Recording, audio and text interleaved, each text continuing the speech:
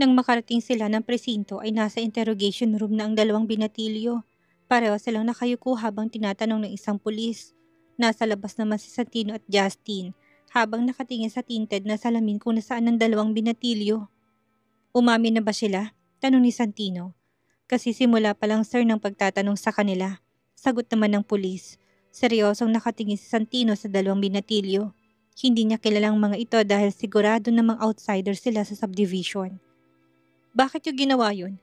Saan yung nakuhang mga granadang ginamit nyo? Tanong ng pulis. Takot na takot naman ang dalawang binatilyo. Pasensya na po sir, hindi po namin alam na granada po pala yung binato namin. Inutusan lang kami ng isang lalaki na ipadala yung regalo. Ang sabi niya, ibato lang namin sa loob ng bakuran kapalit po ng pera. Hindi po namin alam na granada po pala yung nakabalot. Nakayukong sagot ng isang lalaki. Napapahilot na lang si Santino sa sentido niya. Nakilala niyo bang lalaking nag-utos sa inyo? Tanong pa ng pulis. Matangkad po siyang lalaki, nakasuot ng cap at salamin. Nakaitim na jacket at malaking motor po ang gamit niya. Hindi po namin nakita yung mukha niya dahil may mask, salamin at cap po siya. Sagot naman ng isang lalaki. Alam niyong subdivision yun. Saan kayo dumaan? Tanong ng pulis. Tinulungan niyo po kami umakyat sa pader. Hindi na tinapos si Santino ang pagtatanong sa mga binatilyo. Umalis na sila ng interrogation room. Nakasunod naman sa kanya si Justin. Anong balak mo sa mga batang yun? Kakasuhan mo ba sila? Tanong ni Justin. Mga underage talagang kinuha niya dahil alam niyang po protektahan pa sila ng batas. Hayaan mo palayain ng mga batang yun. They are just trying to survive in this world. Seryosong sagot ni Santino saka umalis. Tumango na lang si Justin saka sumunod kay Santino. Tahimik nilang tinahak ang daan pabalik ng bahay nila. Malalim ang iniisip ni Santino. Kailangan niyang doblehin ang seguridad sa pamamahay nila, lalo ng asawa niya. Mag-hire ka ng magagaling na agent para magbantay 24 oras sa bahay ko. At kahit saan pumunta si Lian, siguraduhin mong walang mangyayari sa asawa ko at hindi sila makakakuha ng butas para saktan ng asawa ko. Naintindihan mo ba? Motoridad na utos ni Santino. Masusunod, sagot naman ni Justin. Isinandal ni Santino ang siko niya sa bintana saka inihilig ang ulo niya sa kamao niya. Iniisip kung anong mas makakabuti para kay Lian. He can't lose his wife and their babies. Nang makauwi sila, tinignan niyang napinsalang bakuran nila, nasirang mga halamang tinamaan ng pagsabog. May mga pulis pa rin sa loob ng bakuran nila dahil nag-request si Justin ng protection hanggat hindi pa napadagdagan ang mga security guard. Nang pumasok siya sa loob ay nasasala si Lian na naghihintay sa kanya. Tumayo na si Lian nang makita niya ang asawa niya. Kumusta yung pagpunta niyo ng presinto? May nalaman ba kayo? May kinalaman na naman ba to sa mga taong sumisigil kay Daddy? Tanong niya. Tipid na ngumiti si Santino sa kanya kinawit ng mga nagtakas na buhok ni Lian sa likod ng tenga nito. Huwag mo nang alalahanin yun. Ako nang bahala dun. Wala kang ibang gagawin kundi ang alagaan mo sarili mo at ang mga magiging anak natin. Don't stress yourself. Pwede ba yun? Malambing na saad ni Santino. Wala namang nagawa si Lian kundi ang tumango. Hindi na bumalik si Santino sa kumpanya para tapusin ang mga trabaho niya. Pinakuha niya na lang kay Justin ang laptop at ang mga dokumentong kailangan niya. Sa bahay na lang siya magtatrabaho dahil mas gusto niyang sama ng asawa niya. Natatakot siya na baka bumalik ang mga taong gustong saktan ng asawa niya. Hindi na rin bumalik si Paloma sa kumpanya nila. Gaya ni Santino, inuwi niya na rin ang mga trabaho niya. Tahimik na nakatitig si Lian kay Santino habang nasa laptop ang paningin at atensyon nito. Napapangiti na lang siya kapag nakikita niya ang mukha ng asawa niya. Alam niyang tapos na ang paglilihi niya pero tuwang-tuwa pa rin siya sa tuwing nakikita niyang asawa niya. Nawala ang ngiti sa mga labi ni Lian nang makita niyang paghinga ng asawa niya. Hindi na maipintang mukha niya. Bakit naiinis siyang makitang humihingang asawa niya? Naipilig ni Lian ang ulo niya. Iniwas niya na lang ang paningin niya pero gusto niya sanang titigan ang mukha ng asawa niya. Napanguso na lang siya. Napatingin naman sa kanya si Santino. Napansin ni Santino nakangusong asawa niya. Kaya tinigil niya na muna ang ginagawa niya. Love, bakit ganyan ang itsura mo? May gusto ka ba? Tanong ni Santino. Tinignan naman siya ni Lian. Nakita na naman ni Lian ang paggalaw ng butas ng ilong ng asawa niya. Kaya lalo siyang napanguso. Bakit kung kailang malapit na siyang magpitong buwan, saka naman siya naglilihi sa asawa niya? Wala naman. Tanging sagot niya na nanatiling nakangusong mga labi niya. Tiniklop ni Santino ang laptop niya para ituon na munang atensyon niya sa asawa niya. Tell me, what do you want? Malambing na wika ni Santino. I'll give it to you, love. Ano bang kinakasama ng loob mo? Dagdag pa niya. Nagdalawang isip naman si Lian na sabihin ng totoo. Umiling si Lian. Wag na lang, hindi mo lang din naman yan maibibigay sa akin, saad niya. Nilapitan ni Santino ang asawa niya sa kanya hinawakan ng mga kamay ni Lian. I'll give it to you, I promise, wika niya. Napangiti naman si Lian. I hate seeing you breathing. Diretso niyang sagot ni kinatigil ng paghinga ng Santino. Umingay naman sa loob ng bahay ng malakas sa tawa ni Paloma na nakikinig lang sa kanila. Lalong lumakas ang pagtawa ni Paloma dahil sa gusto ni Lian. Halos mapaluha na siya at sumakit ang tiyan kakatawa. Napapanguso naman si Santino. Bakit sa dami pa ng pwedeng hilingin ng asawa niya yun pang wag siyang huminga? Love, tila bata niyang wika. Napabuntong hininga naman si Lian. I'm sorry. I don't know why I hate seeing you breathing. Sagot niya naman. Hindi naman tumigil si Paloma sa pagtawa niya dahil hindi siya makamove on sa sinabi ni Lian. Lumapit si Paloma sa mag-asawa sa kahinarapang kapatid niya. Hindi ba't ibibigay mo sa kanya kahit na ano? Bakit hindi mo maibigay ang buhay mo ngayon? Do you want him dead, sis? Pang-asar pa ni Paloma. Masama naman ang tingin ni Santino sa atin niya. Huwag ka raw huminga. Tandaan mo buntis ang asawa mo. Dagdag pa niya sa kamuling tumawa. Don't mind me. Ituloy mo na lang yung ginagawa mo. Sa kwarto na lang muna ako. Pagpapaalam ni Lian. Akma na sana siyang tatay na pigilan siya ng asawa niya. Gusto mo bang samahan na muna kita sa kwarto? Tulog tayo? Nakangiting saad ni Santino. Hindi, mabilis sa sagot ni Lian na ikinawala ng mga ngiti ni Santino. Sasabihin mong matutulog tapos may mararamdaman akong tumitigas. Tumigil ka. Ituloy mo na yung ginagawa mo at matutulog na muna ako. Aniya, napanguso na lang ulit si Santino. Kung ganun, dito ka na lang muna matulog. Malawak naman yung sofa, love. Hindi kita abalahin. I promise. Gusto lang kitang makasama. Nakikiusap niyang saad. Napabuntong hininga naman si Lian saka siya tumango. Nahiga na lang siya saka ipinikit ng mga mata niya para hindi niya mapansin ang paghinga ng asawa niya. Makalipas naman ng ilang minuto'y bumalik si Paloma. Tinignan niya kung tulog na ba si Lian saka siya natawa. Iba rin ang trip ng asawa mo ngayon ha. Ayaw ka makitang humihinga. Pangaasar pa rin ito saka tumawa. Napapailing na lang si Paloma. Pagsapit ng gabi nakatulala lang na nakatingin si Santino sa kisame. Tinignan niyang asawa niyang mahimbing na natutulog sa tabi niya. Kinuha ni Santinong hotdog sa tabi ni Lian saka ito dahan-dahang ipinalit sa kanya. Nakayakap si Lian sa kanya. Gusto niyang lumabas na muna ng kwarto kaya pinalit niya ang hotdog. Nang sa ganun ay yun ang yayakapin na muna ng asawa niya. Nang makawala siya sa asawa niya ay dahan-dahan siyang bumaba ng kama. Lumabas na muna siya ng kwarto. Dumiretso siya ng kusina para manguha ng alak. Nang makakuha siya ay nagtungo siya ng pool. Nilagyan niya ng alak ang baso niya sa kanya ito ininom. Iniisip niya kung ano bang dapat niyang gawin. Ayaw niya nang maulit ang nangyari ngayong araw. Hindi niya alam kung ano pang kayang gawin ng mga taong yun sa asawa niya. Isang malalim na buntong hininga ang pinakawala ni Santino. Muli siyang nagsali ng alak sa baso niya at ininom yon. Hindi ka ba makatulog? Napatingin si Santino sa ate niya. May dala-dala ring wine glass. Ikaw, bakit gising ka pa? Tanong niya naman. Hindi rin ako makatulog. Maraming iniisip. Tanging sagot ni Paloma habang nakatalikod to kay Santino. Nakaharap si Paloma sa pool habang pinagmamasdan ng refleksyon ng ilaw sa tubig. Panandali ang nanaigang katahimikan sa pagitan nilang dalawa. Tanging ingay ng mga dahon na naghahangin ang naririnig nila. Parehong malayong layag ng kanilang mga isip. Napatingin si Santino sa ate niya habang sumisimsim siya ng alak. Pansin niyang pagiging seryoso ng ate niya nitong mga nakalipas na linggo. What happened to you? Bakit biglang nawalang masiglang side mo? Kuryosong tanong ni Santino. Pareho lang din naman silang nasa labas. Silang dalawa lang mag-uusap. Palihim na rin ang palalim ang gabi kaya ayaw niyang gisingin ang asawa niya. Ayaw niyang bigyan ito ng stress. Huwag mong alalahanin ang problema ko. Alalahanin mong asawa mo. Ano nga palang balak mo? Palala ng palala ang mga taong gusto siyang saktan. Wika ni Paloma. Muling nagsali ng alak sa baso si Santino sa kanya yung diretsong ininom. Pinag-iisipan niya kung ano nga bang mabuting gawin para sa kaligtasan ng asawa at mga magiging anak niya. Gusto ko sanang manatili lang sila sa tabi ko. Kung maaari sana, hindi siya aalis pero kaligtasan niya rin ang iniisip ko. Pag-iisipan ko kung mas makakabuting ilayo ko muna sila at itago sa ibang bansa kasama si Lola Elsa. Alam ko mangungulila ako ng sobra pero ano nga bang dapat kong gawin? Nagugulo ang saad ni Santino sa kamuling lumagok ng alak. Hindi naman nagsalita kaagad si Paloma. Pinag-isipan niya rin ang isasagot niya.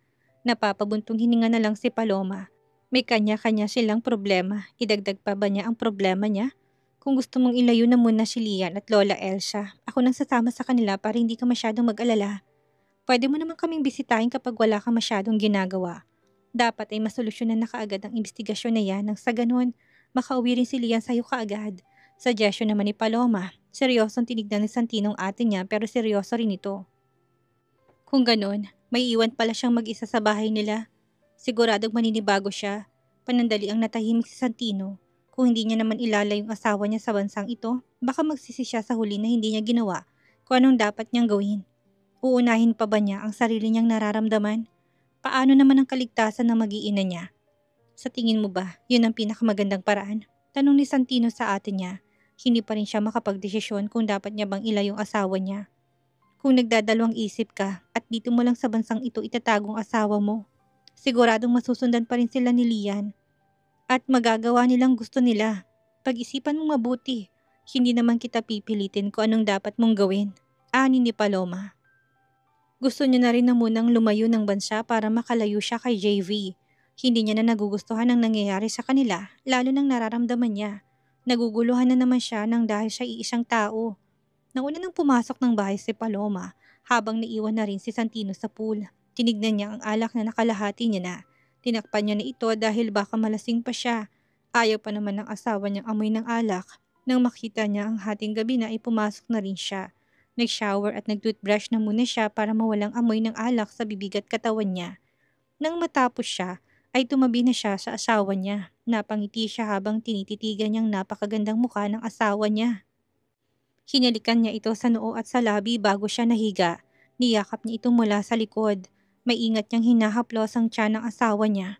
Magpipitong buwan na ito pero yung laki niya para bang kabuanan niya na. Kinabukasan, isinama ni Santino si Lian sa kumpanya.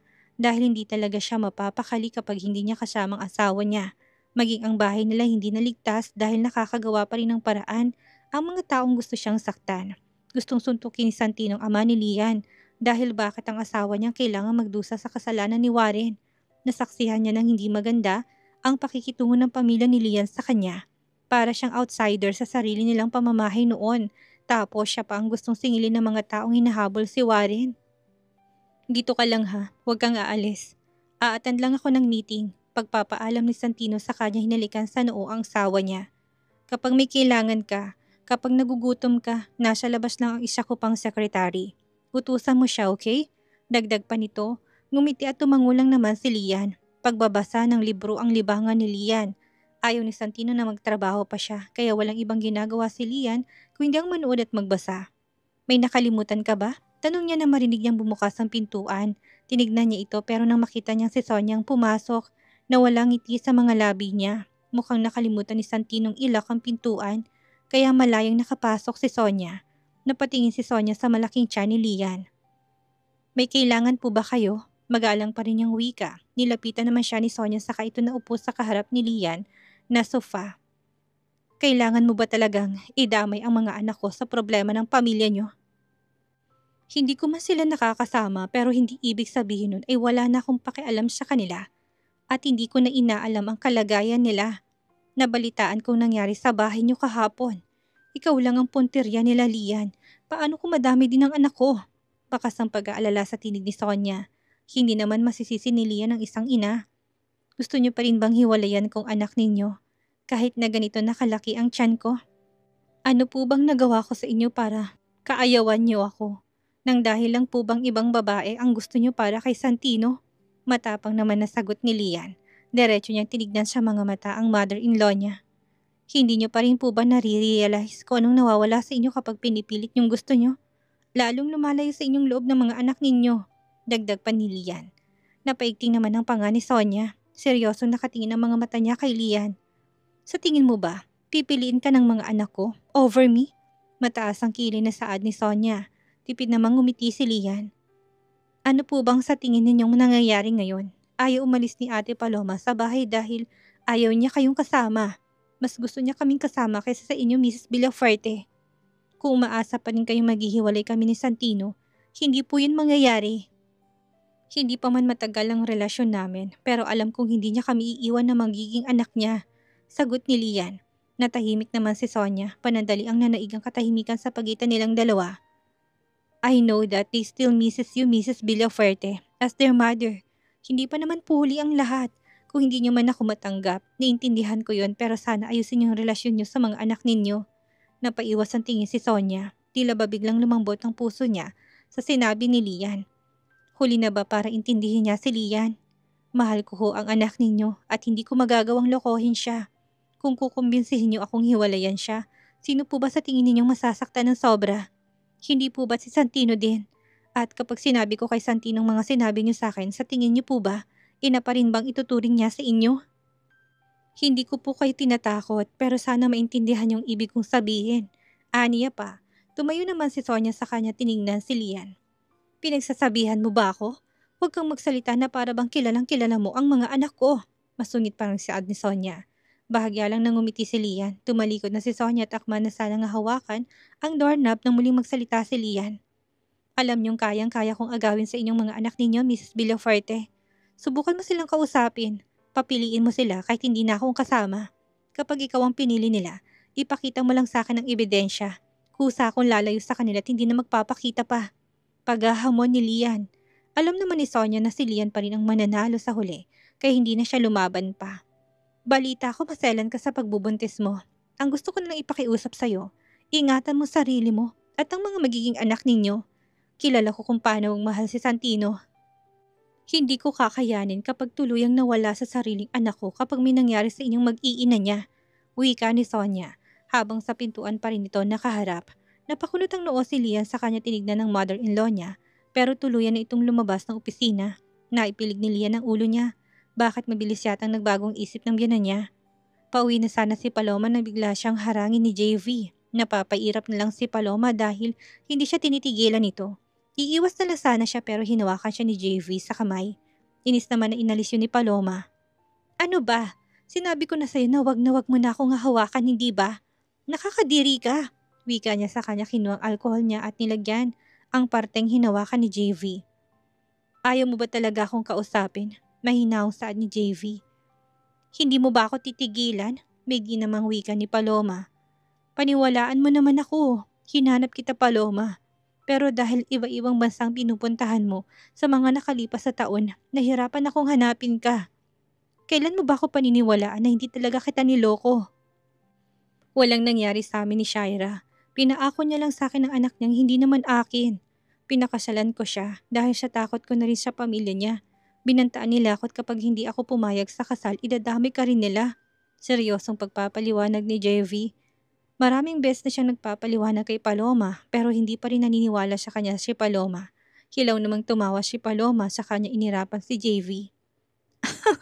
At sa tingin mo, paniniwalaan kung ganyang excuse mo? She's just your fucking secretary. Ano bang kaya ng pamilya niya sa kaya ng pamilya mo? Shit your reason, JV. Paano kita paniniwalaan kung paiba-ibang kwento mo? Pinakasalan mo siya dahil gusto mong magkaroon ng kompletong pamilya, ang magiging anak ninyo. Tapos ngayon naman tinakot ka ng pamilya niya. Kaya pinakasalan mo siya. Ano ba talagang totoo? Pigil ang galit niya dahil marami ang pwedeng makarinig sa kanila. Please, believe me. Totoo naman yung mga sinabi ko. Tinakot ako ng pamilya niya. Pumayag na rin akong pakasalan siya dahil naisip kong lalaki na walang ama ang magiging anak namin. Nang pakasalan ko si Shaira, walang nangyari sa amin. Dahil ikaw ang iniisip ko. Ayaw ko nang dagdagan pang naging kasalanan ko sa'yo. Nagsasama kami ng dahil siya bata pero habang lumalaki ang anak namin, napansin kong wala man lang siyang nakuha sa akin at para matapos ng pagdududa ko, palihim ako nagpa-DNA at dun ko nalamang hindi akong ama ng batang tinuring kong anak. Maniwala ka. Pagpupumilit pa rin ni JV, napatango-tango naman si Paloma. Napangiti si JV dahil sa pag-akalang baka naniwala na si Paloma. Ano naman ang pakialam ko ngayon sa problema mo? Tapos na tayong dalawa. Huwag mo nang ayusin ang matagal ng sira. Huwag mong gamiting dahilan na hindi na kayo nagsasama ng asawa mo para gawin mo kong kabit. Nawala ang pag-asa ni JV sa sinabi ni Paloma. Akala niya naniwala nito sa kanya. Paloma, halos nakikiusap na usal ni JV. Ongoing ng annulment namin. Aniya, hilaw namang tumawa si Paloma. Sa ugali ng asawa mo, sa paghahabol niya sa'yo, sinusundan ka pa kahit saan ka magpunta. Sa tingin mo ba papayag siya na pirmahan ng annulment yung dalawa?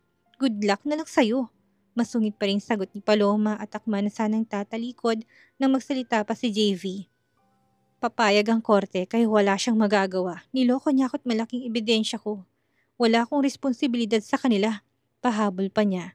Naikuyom ni Paloma ang kamao niya sa kanya hinarap si JV. Wala na akong pakialam kung ano nangyayari sa inyong dalawa. Kahit nasabihin mo pang papayagan ka ng korte. Sa tingin mo ba bibigyan ako ng katahimikan ng wife mo? May peace of mind na ako ngayong JV. Nasaktan mo na ako, kaya pwede bang huwag mo nang ipagkait sa akin ng kasiyahan ko? War freak ang asawa mo. Gusto mo bang ipahiya niya ako kapag naghahanap niya ako nakasama ka? Maraming beses na akong pinahiya, kaya sa'yo na ako nakikiusap. Layuan mo na ako para wala ng gulo. Nakikiusap niyang wika. Napaigting ang panga ni JV at naikuyom ang kamao. Pinipigilan na hindi bumagsak ang mga luha niya. 3 taon siyang nangulila kay Paloma. 3 taon niya rin itong hinanap. 3 taong simula nang maghiwalay sila pero kahit na minsan, hindi niya nakalimutan si Paloma. Tuluyan na ring umalis si Paloma. Hindi naman na siya hinabol ni JV. Pabagsak na sinarado ni Paloma ang pintuan ng sasakyan niya. Halos sabuli niyang paghinga niya dahil sa tindi ng galit niya. Pagdating niya sa bahay nila, nakasalubong niya si Lian na patungong pulsa na. Ate, usal nito. Pansin ni Lian na tila galit sa mukha ni Paloma. Saan ka pupunta? Pag-iiba na lang ni Paloma. Sa pool sana, magpapahangin lang, sagot ni Lian. Stay inside. Alam mo naman kung ano nangyari nitong mga nakaraang araw. Paano kung bigla ka nalang hagisan dyan ng granada? Konting ingat naman, Lian. Seryosong wika ni Paloma. Nakatitig lang naman si Lian sa kanya. Nagtataka kung ano bang pinagdaraanan ni Paloma nitong mga nakalipas na linggo. Ayos ka lang ba? Lakas loob na tanong ni Lian. Nahihiya lang siyang tanungin ang hipag niya dahil baka mapasama pang tanong niya. Pansin ko kasing nagbago ka nitong mga nakalipas na araw. Kung may problema ka, nandito lang naman ako para makinig sa'yo. Huwag mong sarilinin ang problema mo, Ate Paloma. Anas pa ni Lian. Napabuntong hininga naman si Paloma. Marami na tayong iniisip na problema dito sa bahay. Hindi naman malaking problema ang pinagdaraanan ko. Kalmado niya ng sagot. Alam mo bang puso ang pinaka-importanting parte ng katawan, Ate Paloma? Kapag tumigil ng tumibok ang puso, tapos na rin ang misyon mo dito sa mundo. Kapag pusong nasasaktan, hindi ba't buong katawan mo apektado? Kaya wag mo sabihin hindi naman malaking problema kapag pusong nasasaktan. Pag-advise ni Lian. Napataas naman ang kilay ni Paloma. May alam ba si Lian sa nangyayari sa kanya? Pansin naman ni Lian ang nagtataka sa mukha ni Paloma, kaya muli siyang nagsalita. Pasensya ka na, hindi ko naman sinasadyang marinig ang pinag-uusapan niyo nung JV na yon. Napadaan lang kasi ako kung nasaan kayo kahapon. He wants to win you back, hindi ba? Pero kasal pa siya, dagdag ni Lian. Naiiwas ni Paloma ang paningin niya. Hindi niya alam na may nakikinig na pala sa usapan nila kahapon ni JV. Bad yung ginagawa mo ha? Nakikinig ka sa usapan ng iba? Ani ni Paloma. Hindi naman ako nakinig ng matagal. Dumaan lang ako sa kahuminto saglit para sana tingnan ka dahil akala ko kung sinong kaaway mo. Nang marinig kong may past relationship kayo, umalis din ako kaagad. Kung handa ka nang sabihin ang pinagdadaanan mo, nandito lang ako at makikinig sa'yo. Wika ni Lian saka to bumalik sa loob ng bahay. Nanatili naman si Paloma sa kinatatayuan niya. Iniisip ang mga sinabi ni Lian. Napapailing na lang siya sa sarili niya sa kanya pinilig ang ulo niya. Tama naman ang desisyon niya. Gugulo lang ang buhay niya kapag pinagpatuloy niya ang communication niya kay JV dahil wall freak si Shaira. Hindi nito matanggap na nakipaghiwalay na sa kanya si JV.